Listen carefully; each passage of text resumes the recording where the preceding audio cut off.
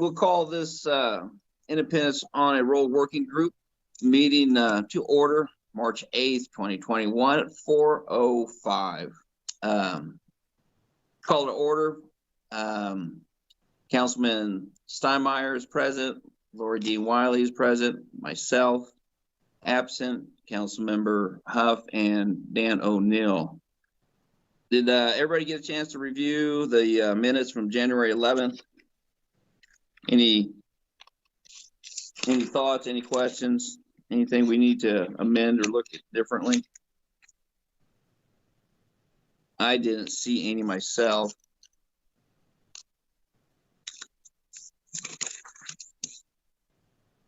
Can we have a motion to approve if there's no corrections needed? Motion to approve.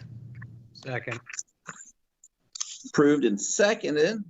Great, we'll move on. So first up on the agenda is update on the Square Streetscape project. As everyone knows, the council did vote in favor of consideration for these two projects, one of them being the Square Streetscape.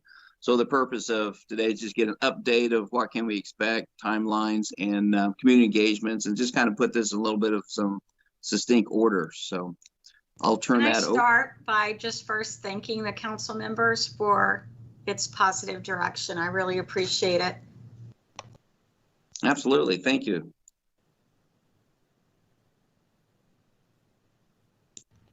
So who's up? Adam? Yeah, sure. I'll actually just hand it off to Mike, if you would, and just provide a quick update on where we are after getting the go-ahead here. All right. We did, of course, get the go-ahead on the 16th of February.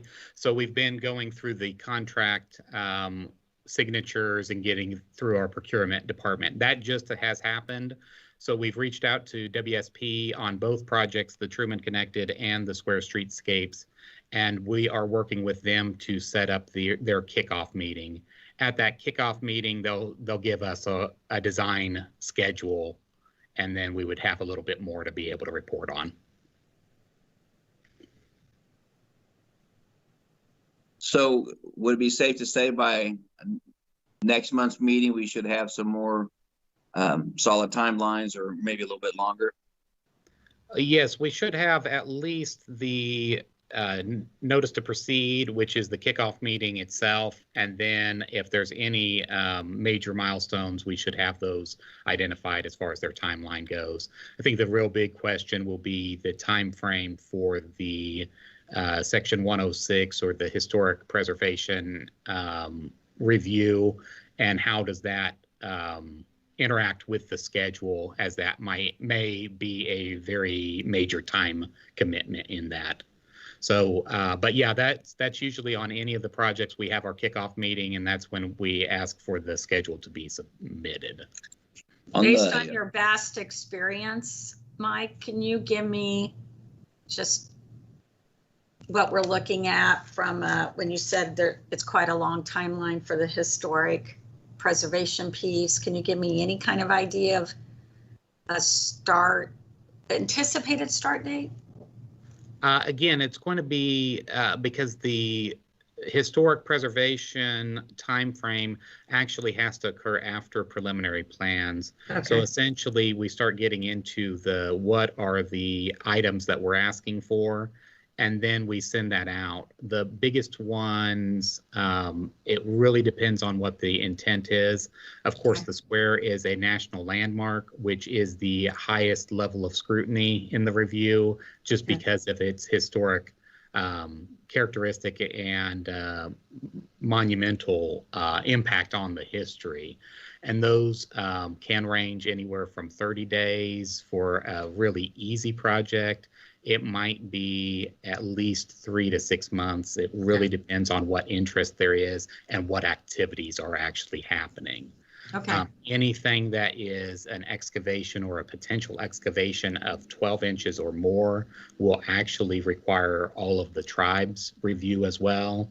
Okay. And that's usually that can be very short or that can be very long. It is one of those parts, and I think that's where we'll be able to give you updates as we start moving towards that. So again, preliminary design, kind of what we're wanting to see. Then you have to go photo document all 4 corners on every single location.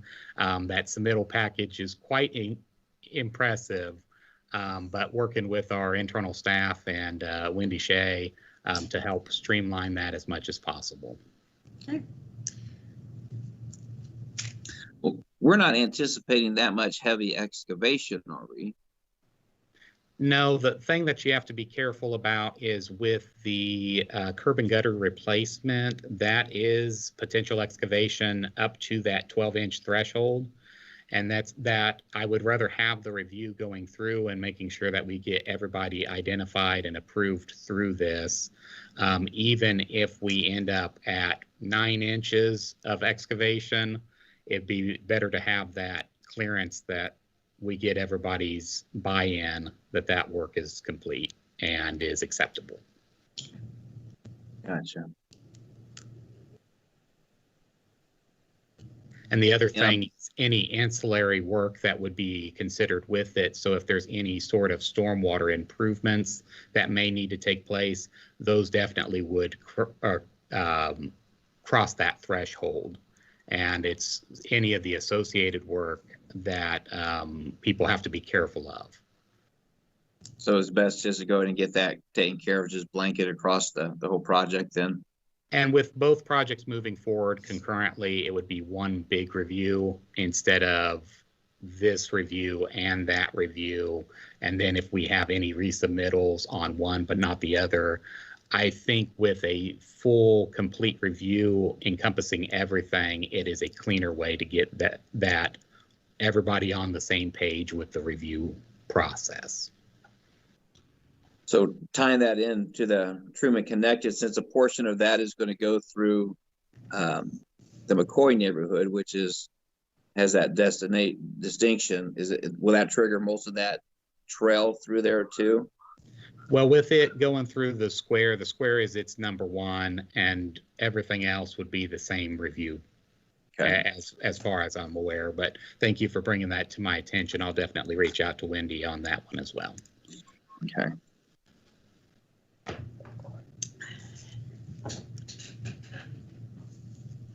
Well, this is exciting stuff, getting this lined up. Not a lot more information to present on this. Anything you would like to present on the Truman Connected project, Mike? Councilman, if I could add something real quick. Absolutely. So if you recall, there's a concept design that we had for the Square Streetscape project, and that was in the kind of the contract approval packet.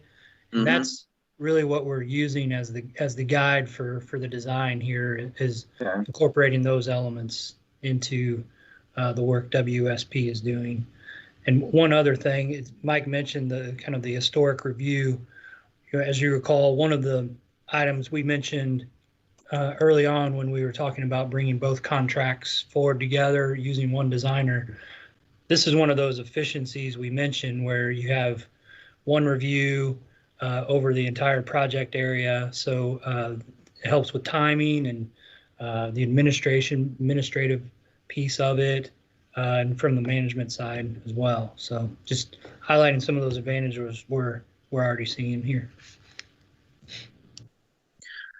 Well, and this is good practice. I'd like to think in the future that this project will be a success, and in future years, 5-7 years down the road, as we do more enhancements, hopefully, and things get going, that this will be well versed and well worked with our staff and with our other working groups to make this even more awesome and efficient. So with that, any questions from the committee? Any thoughts or ideas from the staff that we should discuss or know about? Well, this is a pretty quick meeting. There will be, I think, a public engagement piece, one meeting as part of both projects. So there'll be an opportunity for stakeholders to get involved in the project, provide feedback, learn what's going on, that type of thing. And that'll be part of the schedule once that gets developed. Right. So our next meeting we should have, I'm anticipating, if we need to move it a week or two, we can, to have a better outline scheduling, because we'd definitely like to get with our community groups and partners for their impact and the input there for our community meetings. Absolutely. And it'd be good to have a good time frame. So the variable in that time frame, not to beat the dead horse in the ground, is that 106 review. So that's going to be kind of the X factor here on time. It will be, and Councilman Perkins, once we have that kickoff meeting, I'll discuss those items with the design firm and make sure that we've got a little bit of that better ironed down. Cool. Sounds good. Quick meeting. Any other questions, comments? I guess I'm going to ask a question that I should know, but the kickoff meeting, is that for staff and the design team? Is that for anybody who's interested? No, that's the staff and design team. Okay. It's just essentially, what are you seeing? What are our deliverables at our preliminary design stage?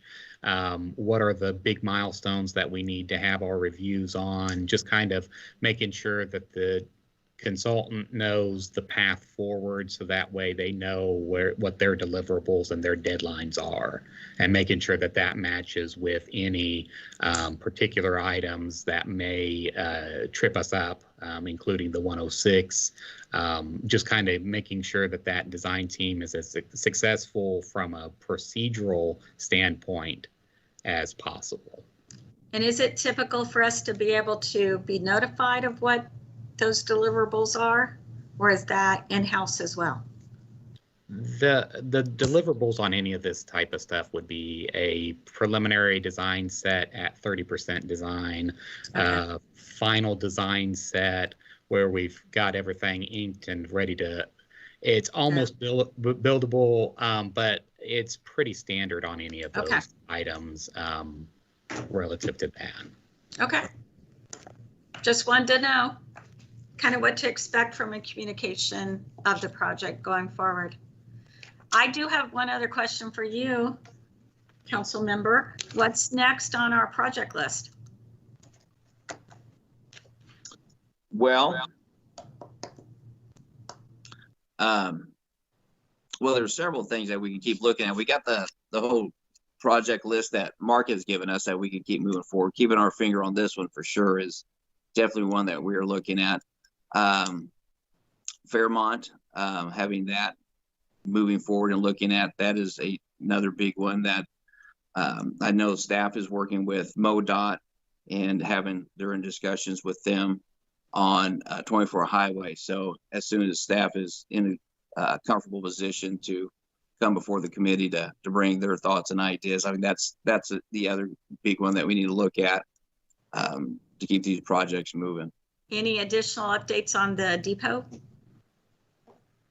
Not that I have heard.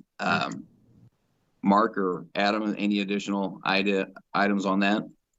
Yeah, I updated the depot on that project chart, and that actually might be a thing we might want to consider doing at a future meeting, is going through that project chart, and we haven't done it for quite a while. Right. Just go down through the whole list of the whatever there were 48, I forget how many there were on that now, and just kind of talk about the status of each one. But one of them is that depot project, and as other people on here, Mike Winkler can elaborate on, there was it's basically held up because of the railroad and getting the railroad's clearance on the trail portion of the project, and so we had some discussions about it last week, and it really may be time to talk about plan B and maybe go a different route with that, because it isn't essential to do it the way that it was originally mapped out. And maybe if we do a different route, we can try to get that one off center, because it's already been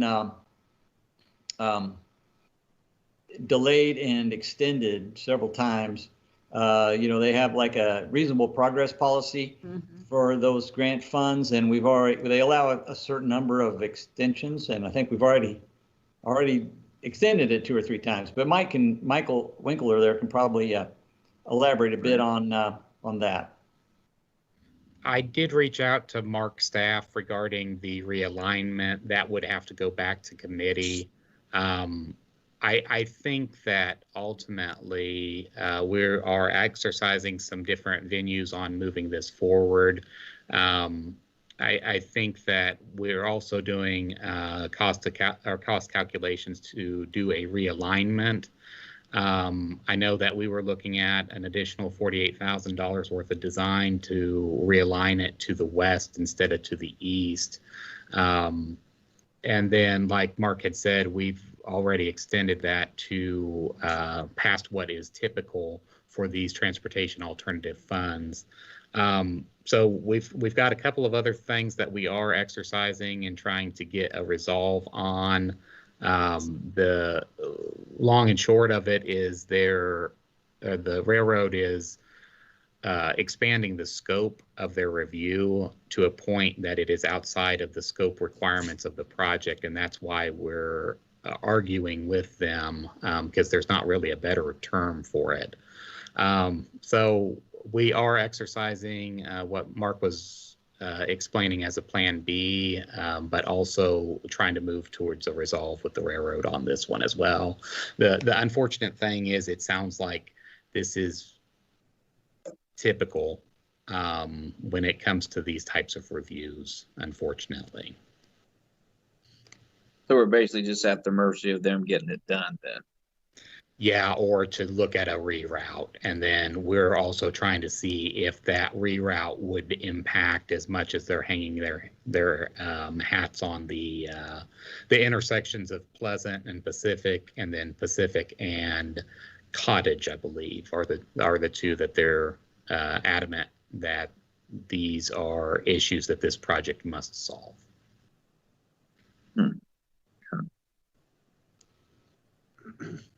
So the problem is that the bicycle route goes over the rails, is that correct? The complaint that they've lodged with us is that they have issues with sight distance. It's not even associated with the bicycle. And their goal, it seems like, would be that they're asking us to install a fully signalized intersection for the railroad crossing, 2 of them. And that is approximately a $200,000 each investment on a rail line that has 1, maybe 2 trips per day. And that's something they don't want to cough up to help solve. It would be, and we've been talking with the multimodal group with MoDOT to find a better resolve moving forward, just for all 3 parties, and it is a work in progress. So how do you calculate the odds of us being successful with coming to some kind of settlement with them? I think that we will get to a resolve. I think that the path that is proposed will still take place. I don't think they can hold us in perpetuity on that. The time frame that we started with it had a little bit of a shakeup with design alternatives, but I think we will get to a resolve with the original alignment. Thank you. Mm-hmm. We'll keep at it. Thanks, Mike, for plugging away with it. That's no problem. Thank you. Mark, that was a good idea on reviewing our project list, kind of give us an update status on where we're at on all 48 of these things. Can we put that on the agenda for next month for a good update review? Yes, I'll do that. And then we'll play it by ear with Adam and your team where you're out on 24 Highway on those discussions. We'll play that by ear. Yeah, that sounds good. Okay. Yeah, we'll play that one by ear. Okay. I don't want to prolong this meeting, but just a couple of things popped in my head. Maybe Sure. Eric will know more about it. But just some of the federal projects. So the Truman Library obviously has been delayed in opening because of COVID. The land that was, I believe, sold and they're going to build on close to the police station. Tell me if I'm wrong. I'm just wondering if any of those projects will require this particular committee to do anything. Well, I guess Truman Connect, but specifically I'm thinking about the land of the, I don't even know what it's called. The visitor center. You're talking about the new Yes, visitor center next to the transit that's what it's center? called. Right. Yeah, we're right in the middle of all that. In fact, municipal services, Mike's got basically what it is. It's like it's an $8 million visitor center that they're putting in. The city is providing that property there.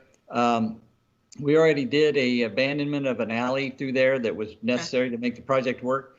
Now what they have asked us to do to expedite the project is to do the survey work on this lot. And Mike has got his people working on that right now. And then that's they're doing design of this. They've said that among all the projects the National Park Service has scheduled, this is actually maybe their #1 priority. Wow. Which is a very awesome thing to say. Yeah. So they're actually trying to move it forward on their schedule, if possible, a year or two. And so that's why they were interested in, if we could do the survey and they would reimburse us for the cost of doing the survey, but they felt like we could probably get it done a little faster than they could do it. And Mike could probably give you an update of where the status is on that. I know they're out there in the snow trying to survey the other day, so. Absolutely, Mark and members of the committee. We've been working with National Park Service on the survey. I actually changed a little bit of emails back and forth on the easement dedications. So the line work has been done. We're just trading papers back and forth on what words passes the legal muster on each of the groups to make sure that all of the existing utilities that are existing on the facility are accounted for in the best interest of the NPS, and then also the city and those private utilities that are currently on the property are still served. So I would anticipate once we get that ironed out, I can get that back to the consultant and probably get that buttoned up this week, as long as we can agree to the language.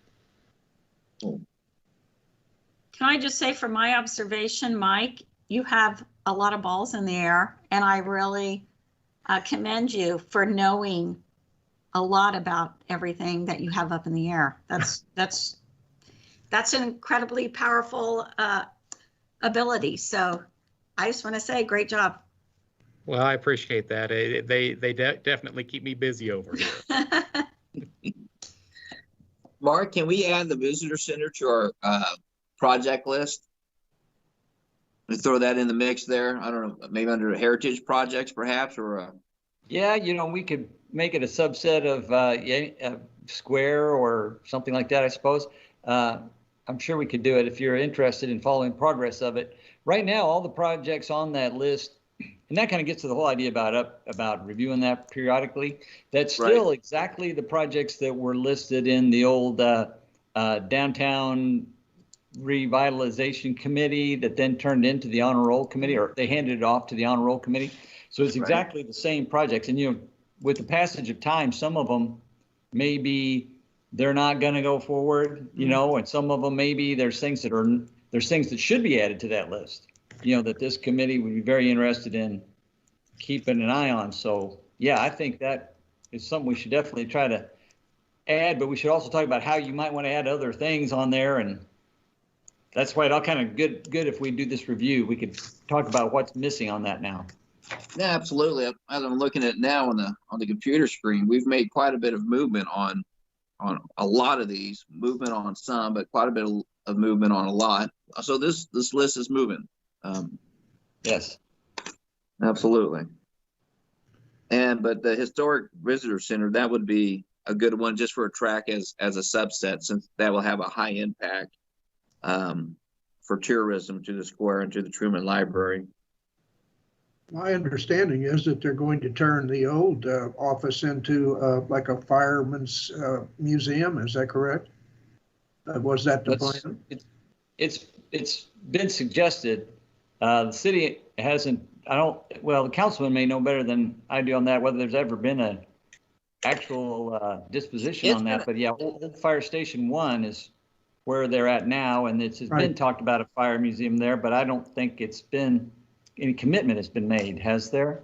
No commitment has been made. There's been early on discussions of having that as a museum, also as their local 781 Union Hall, but no hard commitments or anything like that to use that building at this time. I had another question on item 6 on our list. It talks about a square facade program.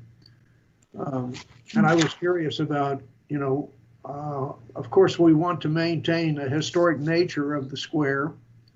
And thinking back into the late 70s and 80s, I know a lot of community renewal programs are going on and people put up all these modern facades and stuff. And I don't want that to happen to Independence Square. It was a big mistake. We need to preserve that historic nature of the square. Obviously, some of that has gone away over the years, but generally speaking, the historic nature is still there. Have we built in any safeguards to keep that type of thing from happening? Yes, the facade grant program has guidelines in it that does exactly what you're saying.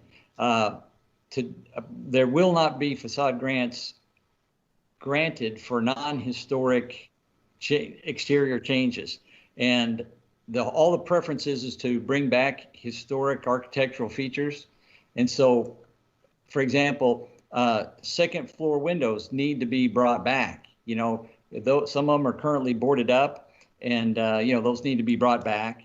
And there's a lot of different ways to bring back features in a modern way, and an economical way. So, but yes, 100%, the facade grant program will be tied to trying to preserve the historic character of the square.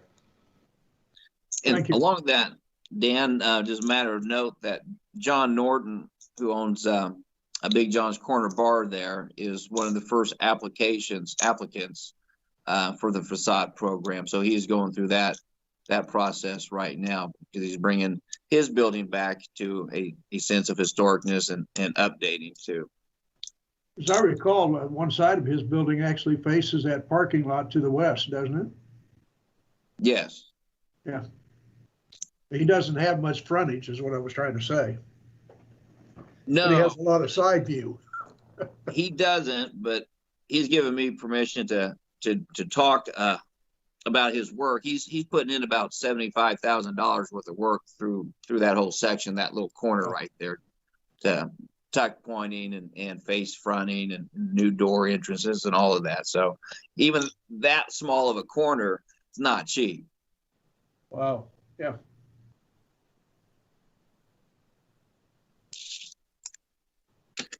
Anything else from the committee?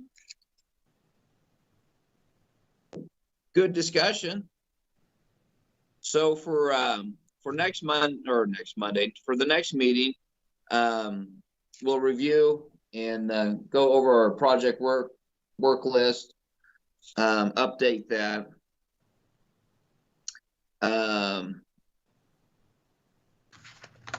So like we'll have a good reasonable expectation to have the good workflow chart for a streetscape and Truman Connected. Hopefully work through that. Then with another possible discussion point as 24 highway, but we'll leave that up to staff to have them as a good spot there to bring that forward to the committee when they're comfortable with that. Any other topics of discussion the committee would like to bring forth for next month?